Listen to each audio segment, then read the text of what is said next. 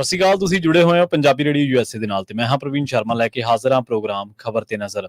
ਖਬਰ ਤੇ ਨਜ਼ਰ ਪ੍ਰੋਗਰਾਮ ਦੇ ਵਿੱਚ ਕਈ ਅਹਿਮ ਤੇ ਕਈ ਖਾਸ ਖਬਰਾਂ ਨੂੰ ਲੈ ਕੇ ਚਰਚਾ ਕਰਨ ਦੇ ਲਈ ਜੁੜ ਚੁੱਕੇ ਨੇ ਪੰਜਾਬ ਤੋਂ ਪੱਤਰਕਾਰ ਦੀਪਕ ਸ਼ਰਮਾ ਚਨਾਰਥਲ ਜੀ। ਸ਼ਰਮਾ ਸਤਿ ਸ਼੍ਰੀ ਅਕਾਲ, ਸਵਾਗਤ ਹੈ ਜੀ ਪੰਜਾਬੀ ਰੇਡੀਓ ਯੂਐਸਏ ਤੇ। ਸਤਿ ਸ਼੍ਰੀ ਅਕਾਲ ਪ੍ਰਵੀਨ ਜੀ, ਸਾਰੇ ਦਰਸ਼ਕਾਂ ਨੂੰ, ਸਾਰੇ ਸਰੋਤਿਆਂ ਨੂੰ ਪਿਆਰ ਭਰੀ ਸਤਿ ਸ਼੍ਰੀ ਅਕਾਲ ਜੀ। ਅੱਗੇ ਵਧਣ ਤੋਂ ਪਹਿਲਾਂ ਧੰਨਵਾਦ ਕਰਦੇ ਚੱਲੀਏ ਸਪਾਂਸਰਸ ਦਾ, ਜਿਹੜੇ ਜ਼ਰੀਆ ਬਣਦੇ ਨੇ ਇਹਨਾਂ ਪ੍ਰੋਗਰਾਮਾਂ ਨੂੰ ਤੁਹਾਡੇ ਤੱਕ ਪਹੁੰਚਾਉਣ ਦੇ ਲਈ। ਖਾਲਸਾ ਇੰਸ਼ੋਰੈਂਸ ਏਜੰਸੀ ਵਾਲੇ, ਜਿਨ੍ਹਾਂ ਤੋਂ ਤੁਸੀਂ ਹਰ ਤਰੀਕੇ ਦੀ ਇੰਸ਼ੋਰੈਂਸ ਲੈ ਸਕਦੇ ਹੋ। ਇੰਸ਼ੋਰੈਂਸ ਬਾਰੇ ਪਤਾ ਕਰਨ ਦੇ ਲਈ ਇਹਨਾਂ ਦਾ ਨੰਬਰ ਹੈ 468-272-2500। ਇਹ ਪਿਛਲੇ ਕਈ ਸਾਲਾਂ ਤੋਂ 1992 ਤੋਂ ਲਗਾਤਾਰ ਇੰਸ਼ੋਰੈਂਸ ਬਿਜ਼ਨਸ ਦੇ ਵਿੱਚ ਸ਼ਾਨਦਾਰ ਸੇਵਾਵਾਂ ਦੇ ਰਹੇ ਨੇ ਤੇ ਅਮਰੀਕਾ ਭਰ ਦੇ ਵਿੱਚ ਇੰਸ਼ੋਰੈਂਸ ਕਰਦੇ ਨੇ। ਓਬਾਮਾ ਕੇਅਰ, ਮੈਡੀਕੇਅਰ ਜਾਂ ਫਿਰ ਕਵਰਡ ਕੈਲੀਫੋਰਨੀਆ ਬਾਬਤ ਪਾਲਿਸੀ ਕਰਵਾਉਣ ਦੇ ਲਈ, ਸਲਾਹ ਲੈਣ ਦੇ ਲਈ ਅੱਜ ਹੀ ਕਾਲ ਕਰੋ 468-272-2500 ਤੇ।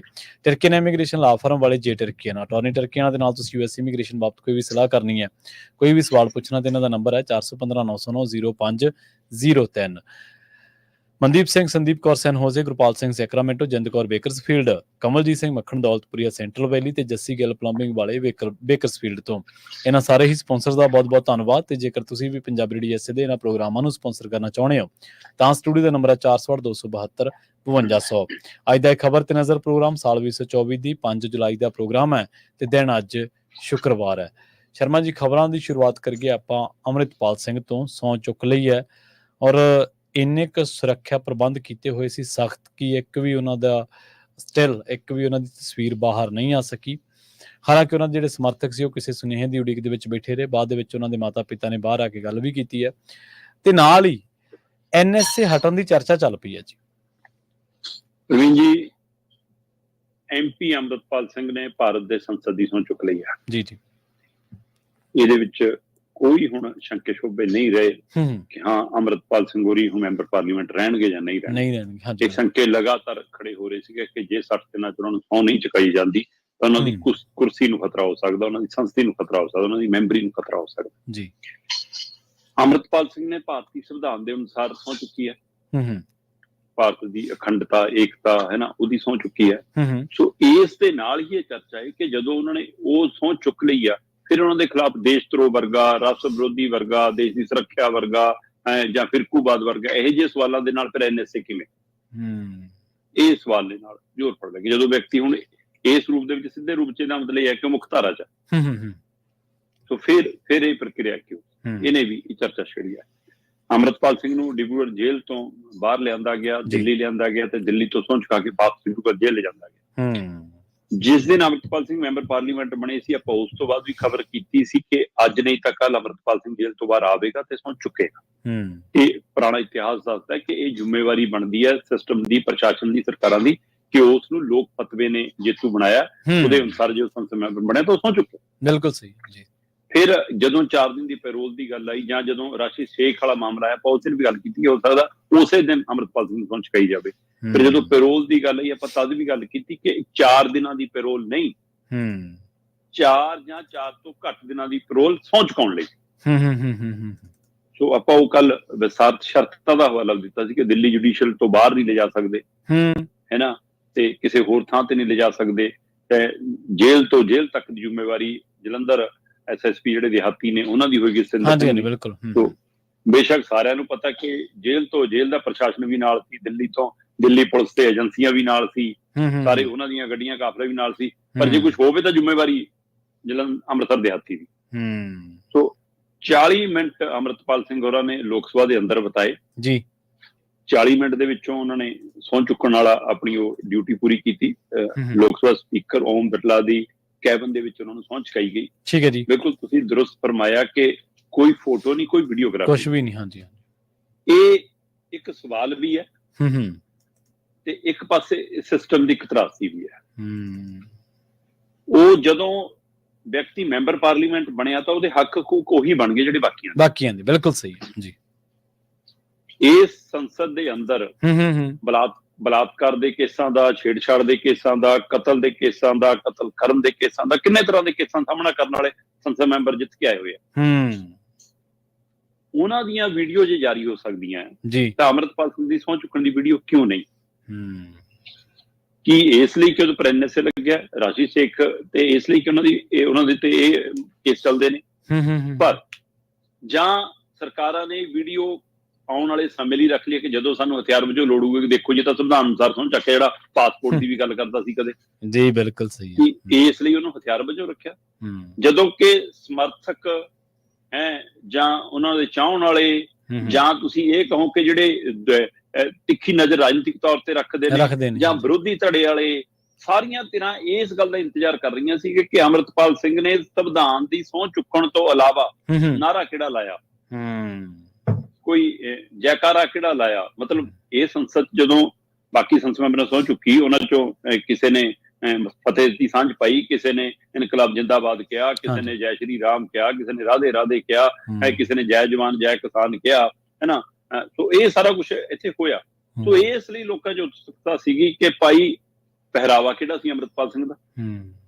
ਸੋਸ਼ਲ ਮੀਡੀਆ ਤੇ ਇਸ ਨੂੰ ਲੈ ਕੇ ਵੀ ਸਵਾਲ ਹੈ ਕਿ ਤੀਰ ਕਮਾਨ ਦਾ ਕੀ ਬਣਿਆ, ਜਿਵੇਂ ਸਿਮਰਜੀਤ ਮਾਨ ਦੀ ਤਲਵਾਰ ਕਿਰਪਾਨ ਦਾ ਮਸਲਾ ਸੀਗਾ, ਹੈਨਾ। ਸੋ ਉਹਦਾ ਕੀ ਬਣਿਆ। ਤੇ ਕਈ ਕਹਿੰਦੇ ਕਿ ਮਤਲਬ ਕਿ ਇਹ ਉਹਨਾਂ ਨੇ ਸੰਵਿਧਾਨ ਤੋਂ ਪਹਿਲਾਂ ਸਹੁੰ ਚੁੱਕਣ ਤੋਂ ਬਾਅਦ, ਆਪਣੀ ਸਹੁੰ ਨਿਬੇੜਨ ਤੋਂ ਬਾਅਦ ਕੀ ਕੋਈ ਨਾਅਰਾ, ਜੈਕਾਰਾ, ਕੋਈ ਫਤਿਹ, ਕੋਈ ਕੁਛ ਕੀ ਬੁਲਾਇਆ, ਇਹ ਜਾਣਨਾ ਚਾਹੁੰਦੇ ਸੀ।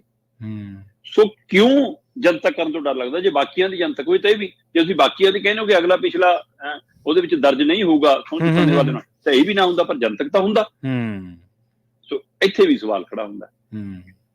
40 ਮਿੰਟ ਅੰਦਰ ਦੀ ਕਾਰਵਾਈ ਹੋਈ ਤੇ ਉਸ ਤੋਂ ਬਾਅਦ ਅੰਮ੍ਰਿਤਪਾਲ ਸਿੰਘ ਫਿਰ ਬਾਹਰ ਆਏ।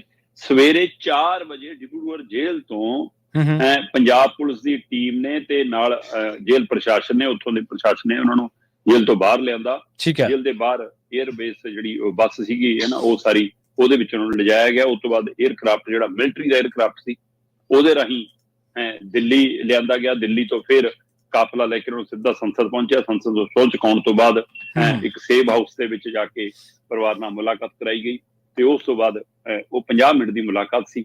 ਮੁਲਾਕਾਤ ਤੋਂ ਬਾਅਦ ਫਿਰ ਵਾਪਸ 에ਅਰਪੋਰਟ ਤੇ, 에ਅਰਪੋਰਟ ਤੋਂ ਦੇਰ ਰਾਤ ਡਿਬਰੂਗੜ੍ਹ ਜੇਲ੍ਹ। ਸੋ ਆਪਾਂ ਪਹਿਲਾਂ ਹੀ ਦੱਸ ਚੁੱਕੇ ਸੀਗੇ ਕਿ ਭਾਈ ਸਹੁੰ ਚੁਕਾਉਣ ਲਈ ਹੈ ਪੈਰੋਲ। ਜੇ ਸ਼ੁੱਕਰਵਾਰ ਸਹੁੰ ਨਾ ਚੁੱਕੂਦੀ, ਫਿਰ ਸ਼ਨੀ ਐਤਵਾਰ ਰੱਖਣਾ ਪੈਂਦਾ, ਰੁਕਣਾ ਪੈਂਦਾ, ਕਿਤੇ ਰਹਿਣਾ ਪੈਂਦਾ। ਉਹ ਜ਼ਿੰਮੇਵਾਰੀ ਅੰਮ੍ਰਿਤਸਰ ਦਿਹਾਤੀ ਦੀ ਸੀ ਕਿ ਕੀ ਪ੍ਰਬੰਧ ਕਰਨਾ। ਹਾਂਜੀ, ਆਪਾਂ ਚਰਚਾ ਕੀਤੀ ਸੀ। ਆਪਾਂ ਨੂੰ ਇਹ ਵੀ ਪਤਾ ਕਿ ਪ੍ਰਬੰਧ ਸਾਰੇ ਤਾਂ ਵੀ ਏਜੰਸੀਆਂ ਨਹੀਂ ਕਰਕੇ ਦੇਣੇ ਸੀ, ਪਰ ਤਾਂ ਵੀ ਦਿਖਾਉਣਾ ਇਹ ਸੀ ਕਿ ਇਹਦੇ ਰਾਹੀਂ ਹੋ ਰਿਹਾ ਸਾਰਾ ਕੁਝ। ਤੇ ਫਿਰ ਸੋਮਵਾਰ ਨੂੰ ਹੁੰਦੀ, ਫਿਰ ਸੋਮਵਾਰ ਤੋਂ ਬਾਅਦ ਵਾਪਸੀ ਹੁੰਦੀ। ਪਰ ਜੀ ਕੱਲ ਸਹੁੰ ਚੁੱਕੋਗੀ, ਇਸ ਲਈ ਨਾਲ ਦੀ ਨਾਲ ਵਾਪਸੀ ਹੋਗੀ। ਸੋ ਇਹ 4 ਜਾਂ 4 ਤੋਂ ਘੱਟ ਦਿਨਾਂ ਦੀ ਪੈਰੋਲ ਸੀ। ਔਰ ਅੰਮ੍ਰਿਤਪਾਲ ਸਿੰਘ ਨੇ ਹੁਣ ਭਾਰਤੀ ਸੰਵਿਧਾਨ ਦੀ ਸੰਸਦ ਮੈਂਬਰੀ, ਖਡੂਰ ਸਾਹਿਬ ਦੀ ਸੰਸਦ ਮੈਂਬਰੀ ਦੇ ਹਵਾਲੇ ਨਾਲ ਸਹੁੰ ਚੁੱਕ ਲਈ ਆ। ਤੇ ਸਹੁੰ ਚੁੱਕਣ ਤੋਂ ਬਾਅਦ ਕਾਨੂੰਨੀ ਮਾਹਰ ਇਸ ਨੁਕਤੇ ਤੇ ਗੱਲ ਕਰ ਰਹੇ ਨੇ ਕਿ ਜਦੋਂ ਹੁਣ ਉਹ ਇੱਕ ਤਰ੍ਹਾਂ ਨਾਲ ਉਹਨੇ ਆਪਣੇ ਆਪ ਸੰਵਿਧਾਨਕ ਤੌਰ ਤੇ ਐਲਾਨ ਕਰਤਾ ਕਿ ਮੈਂ ਮੁੱਖ ਧਾਰਾ ਚ, ਫਿਰ ਉਹਦੇ ਤੇ NSA ਕਿਉਂ, ਜਿਹੜੇ ਬਾਕੀ ਕੇਸ ਨੇ, ਚਾਹੇ ਥਾਣੇ ਵਾਲਾ ਚੱਲਦਾ, ਚਾਹੇ ਹੋਰ ਚੱਲਦੇ, ਉਹ ਚੱਲਣ, ਉਹ ਪੈਰਲ ਚੱਲੀ ਜਾਣ। ਪਰ ਫਿਰ NSA ਕੀ ਬਣਦਾ ਕੀ ਨਹੀਂ ਬਣਦਾ, ਇਹਨੂੰ ਲੈ ਕੇ ਹੁਣ ਚਰਚਾ ਜ਼ੋਰ ਫੜ ਗਈ ਆ।